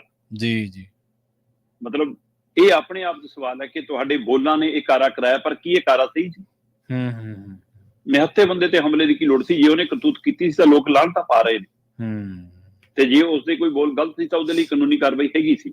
ਜੀ ਪਰ ਇੱਥੇ ਤੱਕ ਜਾਣ ਤੋਂ ਬਾਅਦ ਫਿਰ ਸਮੁੱਚਾ ਨਿਹੰਗ ਭਾਈਚਾਰੇ ਨੂੰ ਲੈ ਕੇ ਸਵਾਲ ਹੋਣ ਲੱਗ ਜਾਂਦੇ ਨੇ। ਫਿਰ ਸੋਸ਼ਲ ਮੀਡੀਆ ਤੇ ਤਰ੍ਹਾਂ ਦੀਆਂ ਬਹਿਸ ਛਿੜ ਪੈਂਦੀਆਂ ਨੇ, ਫਿਰ ਕਮੈਂਟ ਤੁਰ ਪੈਂਦੇ ਨੇ। ਸੋ ਹੁਣ ਪੁਲਿਸ ਚੱਕ ਲਿਆਈ ਉਹਨਾਂ ਨੂੰ, ਹੈ ਨਾ, ਕਿ ਹਥਿਆਰ ਬਰਾਮਦ ਜੀ, ਸਕੂਟਰੀ ਬਰਾਮਦ ਜੀ, ਗ੍ਰਿਫਤਾਰ ਜੀ, ਬੁੱਢਾ ਦਲ ਨਾਲ ਜੁੜੇ ਨੇ ਜੀ। ਸੋ ਉਹ ਸਾਰੀ ਕਾਰਵਾਈ। ਤੇ ਉਧਰ ਉਹ ਕਹਿੰਦੇ ਜੀ ਥਾਪਰ ਦੀ ਹਾਲਤ ਖਾਸੀ ਮਾੜੀ ਆ ਜੀ। ਉਧਰ ਸ਼ਿਵ ਸੈਨਾ ਦੇ ਉਹਦੇ ਨਾਲ ਦੇ ਲੀਡਰ ਜੀ ਲੁਧਿਆਣਾ ਬੰਦ ਕਰ ਰਹੇ ਨੇ ਜੀ। ਲੀਡਰਾਂ ਨੂੰ, ਰਾਜਨੀਤਿਕ ਲੀਡਰਾਂ ਨੂੰ ਬਿਆਨ ਦੇਣ ਦਾ ਮੌਕਾ ਮਿਲ ਗਿਆ। ਆਮ ਆਦਮੀ ਪਾਰਟੀ ਵਾਲਾ MLA ਖਾਸਾ ਟੱਪ ਰਿਹਾ ਹੈ ਨਾ, ਤੇ ਮੇਰੇ ਲੁਧਿਆਣੇ ਨੂੰ ਅੱਗ ਲਾਤੀ ਜੀ, ਮੈਂ ਲੱਗਣ ਨਹੀਂ ਦਊਂਗਾ ਜੀ, ਮੈਂ ਨਹੀਂ ਹੋਣ ਦਊਂਗਾ ਜੀ। ਉਧਰ ਰਾਜਾ ਵੜਿੰਗ ਤੇ ਰਵਨੀਤ ਬਿੱਟੂ ਦੇ ਬਿਆਨ ਆ ਗਏ ਕਿ ਪੁਲਿਸ ਤੇ ਸਰਕਾਰ ਜ਼ਿੰਮੇਵਾਰ ਹੈ ਜੀ, ਇਹਨਾਂ ਦੀ ਕੀ ਭੂਮਿਕਾ ਹੈ। ਮਤਲਬ ਉਹ ਬੋਚ ਕੇ ਜੇ ਪੱਗ ਰੱਖਦੇ ਆ ਕਿ ਹਾਂ ਨਾ ਇੱਧਰ ਨੂੰ ਨਾਰਾਜ਼ ਕਰੀ ਨਾ ਉੱਧਰ ਨੂੰ, ਹਾਂਜੀ ਹੈ ਨਾ, ਉਹ ਦਵੱਲੇ ਜੇ ਚੱਲਣ ਦੀ ਕੋਸ਼ਿਸ਼ ਕਰਦੇ ਨੇ। ਪਰ ਘਟਨਾ ਵਾਪਰੀ ਹੈ, ਇਸ ਘਟਨਾ ਦੇ ਨਾਲ ਤਣਾਅ ਹੈ। ਸ਼ਿਵ ਸੈਨਾ ਦੇ ਆਗੂਆਂ ਨੂੰ ਆਪਣੇ ਬੋਲ ਜਨਤਕ ਕਰਨ ਤੋਂ ਪਹਿਲਾਂ ਆਪ ਦੁਆਰਾ ਸੁਣ ਲੈਣੇ ਚਾਹੀਦੇ ਨੇ ਕਿ ਅਸੀਂ ਕੀ ਬੋਲ ਰਹੇ ਹਾਂ, ਅਸੀਂ ਕੀ ਉਚਾਰ ਰਹੇ ਹਾਂ, ਕੀ ਬਣ ਰਹੇ ਹਾਂ। ਜੇ ਭਾਈ ਮਤਲਬ ਉਹ ਕੰਡੇ ਬੀਜੋਗੇ ਤਾਂ ਕਹਿੰਦੇ ਅੰਬ ਨਹੀਂ ਲੱਗਣੇ, ਬਿਲਕੁਲ, ਹੈ ਨਾ। ਇਸ ਲਈ ਉਹਨਾਂ ਨੂੰ ਆਪਣੇ ਬੋਲਾਂ ਤੇ ਗੌਰ ਕਰਨੀ ਚਾਹੀਦੀ ਆ। ਤੇ ਇੱਧਰ ਜਿਹੜੇ ਮਤਲਬ ਸੰਗਠਨ ਨੇ ਨਿਹੰਗ ਜਥੇਬੰਦੀਆਂ ਦੇ, ਹੈ ਨਾ, ਉਹਨਾਂ ਨੂੰ ਵੀ ਆਪਣੇ ਸਾਥੀਆਂ ਦੇ ਅੰਦਰ ਸੰਵੇਦਨਾ ਤੇ ਨਿਮਰਤਾ ਤੇ ਸਾਦਗੀ ਪੈਦਾ ਕਰਨੀ ਚਾਹੀਦੀ ਹੈ। ਸਿੱਖ ਸਿਧਾਂਤ ਦੇ ਅਨੁਸਾਰ ਵਾਰਤਾ ਵੱਲ ਨੂੰ ਵਧਣ ਦੀ ਲੋੜ ਆ, ਤੇ ਜੇ ਨਹੀਂ ਆ ਤਾਂ ਕਾਨੂੰਨੀ ਹਵਾਲੇ ਨਾਲ ਅੱਗੇ ਵਧਣ ਦੀ ਲੋੜ ਆ। ਇਸ ਤਰ੍ਹਾਂ ਕਈ ਤਰ੍ਹਾਂ ਦੇ ਸਵਾਲ ਫਿਰ ਤੁਹਾਡੇ ਤੇ ਵੀ ਖੜੇ ਹੁੰਦੇ ਨੇ। ਇਸ ਲਈ ਦੋਵੇਂ ਤਰ੍ਹਾਂ ਨੂੰ ਸਿਰਤਾ ਨਾਲ ਚੱਲਣ ਦੀ ਲੋੜ ਸੀ। ਇਹਦੇ ਨਾਲ ਆਮ ਵਰਗ ਜਿਹੜਾ ਤਣਾਅ ਵੱਧਦਾ, ਉਹਦੇ ਨਾਲ ਫਿਰ ਸਮਾਜਿਕ ਫਿਕਰਮੰਦੀ ਵੱਧਦੀ। ਨਹੀਂ, ਬਿਲਕੁਲ, ਤੁਸੀਂ ਦੋਨਾਂ ਧਿਰਾਂ ਨੂੰ ਹੀ ਸਹੀ ਸਲਾਹ ਦਿੱਤੀ ਹੈ। ਔਰ ਪਹਿਲੀ ਗੱਲ ਤੇ ਸ਼ਰਮਾ ਜੀ, ਜਦੋਂ ਆਪਾਂ ਕਿਸੇ ਦੀਆਂ ਧਾਰਮਿਕ ਭਾਵਨਾਵਾਂ ਨੂੰ ਆਹਤ ਕਰਦੇ ਆ ਤਾਂ ਇਹ ਫਿਰ ਅਗਲੇ ਨੂੰ ਪ੍ਰਵੋਕ ਕਰਨ ਦੇ ਬਰਾਬਰ ਹੈ। ਆਪਾਂ ਪ੍ਰਵੋਕ ਕਰ ਰਹੇ ਹਾਂ। ਹਾਂਜੀ। ਦੂਜੀ ਗੱਲ ਇਹ ਹੈ ਕਿ ਜੇਕਰ ਸਾਹਮਣੇ ਧਿਰ ਪ੍ਰਵੋਕ ਕਰ ਰਹੀ ਹੈ ਤਾਂ ਉੱਥੇ ਤੁਹਾਡੀ ਆਪਣੀ ਅਪਰੋਚ ਕਿਹੋ ਜਿਹੀ ਹੋਣੀ ਚਾਹੀਦੀ ਹੈ, ਤੁਹਾਡੇ ਲਈ ਚਿੰਤਨ ਦਾ ਸਮਾਂ ਹੈ। ਤੀਜੀ ਅਹਿਮ ਗੱਲ ਕਿ ਕੁਝ ਵਿਅਕਤੀ ਵਿਸ਼ੇਸ਼ ਉਹ ਰਿਪਰੈਜ਼ੈਂਟੇਟਿਵ ਨਹੀਂ ਹੁੰਦੇ ਪੂਰੇ ਭਾਈਚਾਰੇ ਦੇ। ਜੇ ਕੋਈ ਬੰਦਾ ਆਪਣੇ ਆਪ ਨੂੰ ਇੱਕ ਗਨਮੈਨ ਲੈ ਕੇ ਕਹਦੇ ਕਿ ਮੈਂ ਹਿੰਦੂਆਂ ਦੀ ਅਗਵਾਈ ਕਰ ਰਿਹਾ ਜਾਂ ਮੇਰੇ ਪਿੱਛੇ ਸਿੱਖ ਬਹੁਤ ਨੇ, ਇਸ ਤਰ੍ਹਾਂ ਨਹੀਂ ਹੁੰਦਾ। ਬਹੁਤ ਵਾਰ ਆਪਾਂ ਵੇਖਿਆ ਕਿ ਬਹੁਤ ਸਾਰੀਆਂ ਨਿੱਜੀ ਟਸਲਾਂ ਨੂੰ, ਪਰਸਨਲ ਟਸਲਾਂ ਨੂੰ ਵੀ ਲੋਕ ਇਹ ਰੰਗ ਦੇ ਦਿੰਦੇ ਨੇ। ਤੇ ਕਈ ਥਾਈਂ ਆਪਾਂ ਦੇਖਿਆ ਸ਼ਰਮਾ ਜੀ, ਇੱਕ ਇਹ ਵੀ ਪਹਿਲੂ ਹੈ ਵੀ ਲੋਕ ਬਾਡੀਗਾਰਡ ਲੈਣ ਦੇ ਲਈ, ਚਰਚਾ ਦੇ ਵਿੱਚ ਆਉਣ ਦੇ ਲਈ ਇਹੋ ਜਿਹਾ ਪ੍ਰਪੰਚ ਵੀ ਰਚਦੇ। ਆਪਾਂ ਫੜੇ ਨੇ ਪੰਜਾਬ ਦੇ ਵਿੱਚ ਸਾਰਾ ਕੁਝ ਹੋਇਆ। ਗੋਲੀਆਂ ਚਲਾਈਆਂ ਲੋਕਾਂ ਨੇ ਆਪਣੇ ਆਪ ਤੇ, ਫੇਕ ਗੋਲੀਆਂ ਚਲਵਾ ਕੇ ਸਿਕਿਉਰਿਟੀ ਲਈ। ਹਾਂਜੀ, ਗੱਡੀਆਂ ਵਾਲੇ ਕਾਫਲੇ ਲੈ ਲਏ। ਬਿਲਕੁਲ। ਅੱਛਾ, ਜਾਂਦੇ ਗੱਲ ਕਰੀਏ ਇੱਕ ਸਿਹਤ ਦੇ ਨਾਲ ਜੁੜੀ ਹੋਈ ਖਬਰ ਦੇ ਬਾਰੇ। ਕਹਿੰਦੇ ਜੇਕਰ ਤੁਸੀਂ ਸਕਰੀਨ ਤੇ ਵੱਧ ਸਮਾਂ ਬਿਤਾਉਣੇ ਹੋ ਤਾਂ ਤੁਹਾਨੂੰ ਡਰਾਵਣੇ ਸੁਪਨੇ ਆਉਣਗੇ। ਸਕਰੀਨ ਮੋਬਾਈਲ ਦੀ ਜਾਂ ਲੈਪਟਾਪ ਦੀ ਜਾਂ ਕਿਸੇ ਕੰਪਿਊਟਰ ਦੀ, ਕਿਹੜੀ ਸਕਰੀਨ ਸ਼ਰਮਾ ਜੀ, ਕਿ ਸਾਰੀਆਂ ਸਕਰੀਨਾਂ ਸਕਰੀਨ ਹੀ ਹੈ? ਅੱਜ ਦੇ ਟਾਈਮ 'ਚ ਟੈਕਨੋਲੋਜੀ ਵਾਲੀ ਜਿਹੜੀ ਵੀ ਸੋਸ਼ਲ ਤੇ ਅਸੀਂ ਅੱਖਾਂ ਗੜਾ ਜੀ ਜੀ, ਮੈਂ ਸੋਚਿਆ ਕਿਤੇ ਐਂਡਰਾਇਡ ਦੀ ਹੋਵੇ ਤੇ ਐਪਲ ਦੀ ਹੋਵੇ, ਉਹਦੇ ਚ ਕੋਈ ਫਰਕ ਹੈ। ਠੀਕ ਹੈ ਜੀ। ਅਸੀਂ ਸੋਸ਼ਲ ਮੀਡੀਆ ਦੇ ਹਵਾਲੇ ਨਾਲ ਅੱਜ ਕੱਲ੍ਹ ਜੋ ਕੁਝ ਦੇਖ ਸੁਣ ਰਹੇ ਹਾਂ ਨਾ, ਉਹ ਸਾਡੇ ਦਿਲੋਂ ਦਿਮਾਗ ਤੇ ਬਹੁਤ ਅਸਰ ਪਾਉਂਦਾ। ਵੈਸੇ ਤਾਂ ਜ਼ਿਆਦਾ ਸਮਾਂ ਜੇਕਰ ਤੁਸੀਂ ਮਤਲਬ ਲੈਪਟਾਪ ਤੇ, ਕੰਪਿਊਟਰ ਤੇ, ਮੋਬਾਈਲ ਤੇ ਬਿਤਾਉਂਦੇ ਹੋ ਤਾਂ ਸਰੀਰਕ ਤੌਰ ਤੇ ਤੁਹਾਨੂੰ ਅਸਰ ਦਿਖਣ ਲੱਗ ਜਾਂਦਾ। ਉਹ ਤੁਹਾਡੀਆਂ ਉਂਗਲਾਂ ਦੇ ਪੋਟੇ, ਉਂਗਲਾਂ, ਅੰਗੂਠੇ, ਮਤਲਬ ਕੂਹਣੀਆਂ, ਮੋਢੇ, ਗਰਦਨ, ਇਹਨਾਂ ਸਾਰਿਆਂ ਤੇ ਅਸਰ ਪੈਂਦਾ ਚੀਜ਼ਾਂ ਦੀ ਲਗਾਤਾਰ ਵਰਤੋਂ। ਪਰ ਜਿਹੜੀ ਇਹ ਖੋਜ ਦੀ ਆਪਾਂ ਗੱਲ ਕਰ ਰਹੇ ਹਾਂ, ਆਪਾਂ ਸਰਵੇ ਦੀ ਗੱਲ ਕਰ ਰਹੇ ਹਾਂ, ਇਹ ਬਕਾਇਦਾ ਅਮਰੀਕਾ, ਹੰਗਰੀ, ਈਰਾਨ ਤੇ ਆਸਟ੍ਰੇਲੀਆ ਦੇ ਖੋਜਕਰਤਾਵਾਂ ਨੇ ਖੋਜ ਕੀਤੀ ਹੈ ਪ੍ਰਵੀਨ ਜੀ। ਉਹਨਾਂ ਦੀ ਖੋਜ ਇਹ ਦਮ ਭਰਦੀ ਹੈ ਕਿ ਜੇਕਰ ਤੁਸੀਂ ਜ਼ਿਆਦਾ ਸਮਾਂ ਸਕਰੀਨ ਤੇ ਬਿਤਾਉਂਦੇ ਹੋ, ਵੱਧ ਸਮਾਂ ਆਪਣਾ ਇਹਨੂੰ ਸੋਸ਼ਲ ਮੀਡੀਆ ਨੂੰ, ਰੀਲਾਂ ਦੇਖਣ ਨੂੰ, ਫਿਲਮਾਂ ਦੇਖਣ ਨੂੰ, ਸੀਰੀਜ਼ ਦੇਖਣ ਨੂੰ ਦਿੰਦੇ ਹੋ, ਤਾਂ ਉਹਦਾ ਅਸਰ ਤੁਹਾਡਾ ਸਿੱਧਾ ਦਿਮਾਗੀ ਤੌਰ ਤੇ ਪੈਣਾ ਤੇ ਤੁਹਾਡੀ ਨੀਂਦ ਉੱਡ ਜਾਣੀ। ਤੇ ਇੱਕ ਪਾਸੇ ਨੀਂਦ ਉੱਡਣ ਦਾ ਅਸਰ ਪੈਣਾ, ਦੂਏ ਪਾਸੇ ਜਦੋਂ ਸੌਣਾ ਤਾਂ ਨੀਂਦ ਪੂਰੀ ਨਹੀਂ ਹੋਣੀ, ਉਲਟਾ ਤੁਹਾਨੂੰ ਸੁਪਨੇ ਡਰਾਵਣੇ ਆਉਣੇ। ਸੋ ਸਿੱਧਾ ਇਹਦਾ ਦਿਮਾਗੀ ਅਸਰ ਹੈ। ਇਹ ਖੋਜ ਕਹਿੰਦੀ ਆ ਕਿ 68% ਲੋਕਾਂ ਨੂੰ ਡਰਾਵਣੇ ਸੁਪਨੇ ਆਉਂਦੇ ਨੇ ਜਿਹੜੇ ਸਕਰੀਨ ਤੇ ਵੱਧ ਸਮਾਂ ਬਿਤਾਉਂਦੇ ਨੇ। ਮਤਲਬ ਸਕਰੀਨ ਤੇ 100 ਬੰਦਿਆਂ ਨੇ ਜਿਹਨਾਂ ਨੇ ਸਮਾਂ ਬਿਤਾਇਆ, ਉਹਨਾਂ ਚੋਂ 68 ਬੰਦਿਆਂ ਨੂੰ ਡਰਾਵਣੇ ਸੁਪਨੇ ਆਉਣ ਲੱਗ ਪਏ। ਅੱਧੋਂ ਵੱਧ। ਪਰ 60% ਬੰਦਿਆਂ ਦਾ ਚਿੰਤਾ ਦਾ ਲੈਵਲ ਵੱਧ ਜਾਂਦਾ। ਉਹ ਕਿਸੇ ਸਮੇਂ ਟੈਲੀਵਿਜ਼ਨਾਂ ਤੇ ਉਹ ਨਾਟਕ ਆਉਂਦੇ ਹੁੰਦੇ ਸੀ ਨਾ, ਜਨਾਨੀ ਵਾਲੇ ਦੁਪਹਿਰ ਜੇ ਨੂੰ। ਹਾਂਜੀ ਹਾਂਜੀ ਹਾਂਜੀ। ਉਹ 2 ਵਿਆਹ, ਤਲਾਕ, ਫਲਾਣਾ, ਉਹ ਜਿਨ੍ਹਾਂ ਚੋਂ ਇੱਕ ਮੰਤਰੀ ਵੀ ਬਣੀ, ਘਰ ਘਰ ਸਾਂਸ ਹੈ ਕੀ ਹੈ ਨਾ, ਹਾਂਜੀ, ਕਿਉਂਕਿ ਸਾਸ ਵੀ ਕਭੀ ਬਹੂ ਥੀ, ਬਹੂ, ਹਾਂ, ਉਹ ਵਾਲੀ ਹੈ ਨਾ, ਸਮ੍ਰਿਤੀ ਇਰਾਨੀ। ਸੋ ਉਹਦੇ ਨਾਲ ਘਰਾਂ 'ਚ ਮਤਲਬ ਤਣਾਅ ਰਹਿ ਜਾਂਦਾ ਸੀ ਬੀਬੀਆਂ ਦੇ ਮਨਾਂ 'ਚ ਕਿ ਸਵੇਰ ਨੂੰ ਪਤਾ ਨਹੀਂ ਕੀ ਬਣੂ ਵਿਚਾਰੀ ਦਾ, ਉਹਦੇ ਨਾਲ ਕੀ ਹੋ ਜੂ, ਉਹ ਤੁਸੀਂ ਦੂਜਿਆਂ ਦਾ ਬੋਝ ਚੱਕੀ ਫਿਰਦੇ ਹੋ। ਮਤਲਬ ਆ ਜਿਹੀ ਹੁਣ ਆਪਾਂ ਲੁਧਿਆਣੇ ਵਾਲੀ ਘਟਨਾ ਦੀ ਜ਼ਿਕਰ ਕਰਕੇ ਹਟਿਆ, ਇਹਨੂੰ ਦੇਖ ਕੇ ਕਿੰਨੇ ਲੋਕਾਂ ਨੇ ਉਹੀ ਤਣਾਅ ਪਾਲ ਲਿਆ ਹੁਣ, ਹੈਨਾ। ਇਸ ਤਰ੍ਹਾਂ ਸੋਸ਼ਲ ਮੀਡੀਆ ਦੀ ਇੱਕ ਘਟਨਾ ਜਿੰਨੀ ਸਕਰੀਨ 'ਚ ਦਿਖ ਰਹੀ ਹੈ, ਕਈ ਵਾਰ ਉਹ ਸੱਚ ਨਹੀਂ ਹੁੰਦੀ, ਪੂਰਾ ਸੱਚ ਨਹੀਂ ਹੁੰਦੀ, ਹੈਨਾ। ਉਹਦੇ ਅੱਗੇ ਪਿੱਛੇ ਵਾਲਾ ਕਿੰਨਾ ਕੁਛ ਕੱਟ ਕੇ ਇਹਨਾਂ ਨੂੰ ਥੋੜਾ ਚਲਾ ਕੇ ਤਣਾਅ ਮਤਲਬ ਬਦਲ ਦਿੱਤਾ ਜਾਂਦਾ ਅਰਥ। ਸੋ ਇਸ ਲਈ ਕਹਿੰਦੇ 60% ਲੋਕਾਂ 'ਚ ਤਣਾਅ ਦਾ ਲੈਵਲ ਵੱਧ ਗਿਆ ਸੋਸ਼ਲ ਮੀਡੀਆ ਤੇ ਵੱਧ ਸਮਾਂ ਬਿਤਾਉਣ ਨਾਲ, ਤੇ 55% ਲੋਕ ਉਹ ਨੇ ਜਿਹੜੇ ਪੂਰੀ ਨੀਂਦ ਨਹੀਂ ਲੈ ਪਾਉਂਦੇ। ਮਤਲਬ 55% ਤਾਂ ਪੂਰੀ ਨੀਂਦ ਨਹੀਂ ਲੈ ਪਾਉਂਦੇ, ਪਰ ਜਿਹੜੇ ਨੀਂਦ ਲੈਂਦੇ ਨੇ, ਜਦੋਂ ਨੀਂਦ 'ਚ ਚਲੇ ਜਾਂਦੇ ਹੋ ਫਿਰ ਤੁਹਾਨੂੰ ਡਰਾਵਣੇ ਸੁਪਨੇ ਆਉਂਦੇ ਆ। ਇਸ ਲਈ ਕਿਰਪਾ ਕਰਕੇ ਜਾਂ ਤਾਂ ਕਿਤਾਬ ਦਾ ਸਾਥ ਵੱਧ ਬਣਾਓ, ਹਾਂਜੀ ਹਾਂਜੀ, ਤੇ ਚੰਗਾ ਪੜ੍ਹੋ ਵੀ, ਚੰਗਾ ਲਿਖੋ ਵੀ, ਤੇ ਜੇ ਸੋਸ਼ਲ ਮੀਡੀਆ ਤੇ ਕਿਸੇ ਸਕਰੀਨ ਤੇ ਆਉਣਾ ਤਾਂ ਚੰਗਾ ਦੇਖੋ, ਚੰਗਾ ਸੁਣੋ, ਚੰਗਾ ਜੀਵਨ ਬਿਤਾਓ। ਹਾਂਜੀ ਬਿਲਕੁਲ, ਕਿਤਾਬ ਨਾਲ ਤਾਂ ਜੇ ਬੰਦਾ ਜੁੜ ਗਿਆ ਤਾਂ ਫਿਰ ਤਾਂ ਸਮਝ ਲਓ ਪਾਰ ਉਤਾਰਾ ਹੀ ਹੈ। ਫਿਰ ਤਾਂ ਸ਼ਬਦ ਤਾਂ ਗੁਰੂ ਹੈ। ਹਾਂਜੀ ਹਾਂਜੀ, ਸ਼ਬਦ ਤਾਂ ਗੁਰੂ ਹੈ, ਇਹਦੀ ਵੱਡੀ ਕੋਈ ਗੱਲ ਹੈ ਨਹੀਂ। ਬਿਲਕੁਲ। ਤੇ ਦੂਜੀ ਗੱਲ ਇਹ ਹੈ ਸ਼ਰਮਾ ਜੀ, ਟੈਕਨੋਲੋਜੀ ਨੇ ਜਿੱਥੇ ਕੋਈ ਚੀਜ਼ਾਂ ਸੌਖੀਆਂ ਕੀਤੀਆਂ ਨੇ, ਉਹਦੇ ਫਿਰ ਨੁਕਸਾਨ ਵੀ ਬਹੁਤ ਨੇ। ਉਹਨੇ ਚੀਜ਼ਾਂ ਨੂੰ ਔਖਿਆਂ ਵੀ ਕੀਤਾ। ਨੀਂਦ ਬੰਦੇ ਲਈ ਬਹੁਤ ਜ਼ਰੂਰੀ ਹੈ, ਮਨੁੱਖ ਦੇ ਲਈ। ਹਾਲਾਂਕਿ ਕਈ ਲੋਕਾਂ ਦੀ ਆਪਾਂ ਦੇਖਿਆ ਨੀਂਦ ਘੱਟ ਹੁੰਦੀ ਹੈ, ਫਿਰ ਵੀ ਸਿਹਤਮੰਦ ਹੁੰਦੇ ਨੇ, ਪਰ ਉਹ ਇਹਨਾਂ ਚੀਜ਼ਾਂ ਨੂੰ ਆਪਣੇ ਆਪ ਤੋਂ ਦੂਰ ਵੀ ਰੱਖਦੇ ਨੇ। ਜਿਹੜੇ ਇੱਕ ਅਵਸਥਾ ਦੇ ਵਿੱਚ ਜਾ ਕੇ, ਇੱਕ ਉਮਰ ਦੇ ਵਿੱਚ ਜਾ ਕੇ ਉਹ ਇਹ ਜਿਹੇ ਝਮੇਲਿਆਂ 'ਚ, ਸੋਸ਼ਲ ਮੀਡੀਆ ਵਾਲੇ ਚੱਕਰਾਂ ਦੇ ਵਿੱਚ, ਜਾਂ ਕਿਸੇ ਗੱਲ ਦੀ ਐਡਿਕਸ਼ਨ ਉਹਨਾਂ ਨੂੰ ਨਹੀਂ ਹੁੰਦੀ। ਜੀ ਸ਼ਰਮਾ ਜੀ, ਇਹਨਾਂ ਖਾਸ ਖਬਰਾਂ ਤੇ ਖਾਸ ਜਾਣਕਾਰੀਆਂ ਦੇ ਲਈ ਤੁਹਾਡਾ ਬਹੁਤ ਬਹੁਤ ਧੰਨਵਾਦ ਜੀ। ਬਹੁਤ ਸ਼ੁਕਰੀਆ ਜੀ। ਪ੍ਰੋਗਰਾਮ ਖਬਰ ਤੇ ਨਜ਼ਰ ਨੂੰ ਆਪਾਂ ਇੱਥੇ ਸਮਾਪਤ ਕਰਾਂਗੇ, ਪਰ ਜਾਣ ਤੋਂ ਪਹਿਲਾਂ ਇੱਕ ਅਹਿਮ ਜਾਣਕਾਰੀ ਤੁਹਾਡੇ ਸਾਰਿਆਂ ਦੇ ਨਾਲ ਸਾਂਝੀ ਕਰਦੇ ਚੱਲੀਏ। ਆਰਟ ਕੈਂਪ ਜਿਹੜਾ ਕਿ ਪੰਜਾਬੀ DSA ਦੇ ਉੱਤੇ ਆਪਾਂ ਤੁਹਾਨੂੰ ਸਾਰਿਆਂ ਨੂੰ ਜਾਣਕਾਰੀ ਦਿੰਦੇ ਰਹੇ ਕਿ 8 ਤੋਂ ਲੈ ਕੇ 13 ਜੁਲਾਈ ਤੱਕ, 13 ਜੁਲਾਈ ਨੂੰ ਉਹਦੀ ਗ੍ਰੈਜੂਏਸ਼ਨ ਹੋਣੀ ਹੈ। ਇਹਦੇ ਲਈ 6 ਤੋਂ ਲੈ ਕੇ 18 ਸਾਲ ਦੇ ਬੱਚੇ, 6 ਤੋਂ ਲੈ ਕੇ 13 ਸਾਲ ਦੇ, ਤੇ 13 ਤੋਂ 18 ਸਾਲ ਤੱਕ 2 ਗਰੁੱਪ ਬਣਨਗੇ। ਇਹ ਭਾਗ ਲੈ ਸਕਦੇ ਆ। ਲਿਮਟਿਡ ਸੀਟਾਂ ਬਚੀਆਂ ਨੇ। ਸਮਾਂ ਤੁਹਾਡੇ ਕੋਲੇ ਹਾਲੇ ਕੁਝ ਘੰਟੇ ਬਚਿਆ। ਤੁਸੀਂ ਪੰਜਾਬੀ DSA ਦੇ ਨੰਬਰ 468 272 5200 ਤੇ ਕਾਲ ਕਰਕੇ ਰਜਿਸਟ੍ਰੇਸ਼ਨ ਹਾਲੇ ਵੀ ਕਰਵਾ ਸਕਦੇ ਹੋ, ਜੇਕਰ ਕਿਸੇ ਕਾਰਨ ਕਰਕੇ ਨਹੀਂ ਕਰਵਾ ਸਕੇ। ਸ਼ਰਮਾ ਜੀ, ਇੱਕ ਵਾਰੀ ਫਿਰ ਤੋਂ ਬਹੁਤ ਧੰਨਵਾਦ ਜੀ। ਸਤਿ ਸ੍ਰੀ ਅਕਾਲ। ਬਹੁਤ ਸ਼ੁਕਰੀਆ। ਸਤਿ ਸ੍ਰੀ ਅਕਾਲ ਜੀ। ਸਤਿ ਸ੍ਰੀ ਅਕਾਲ।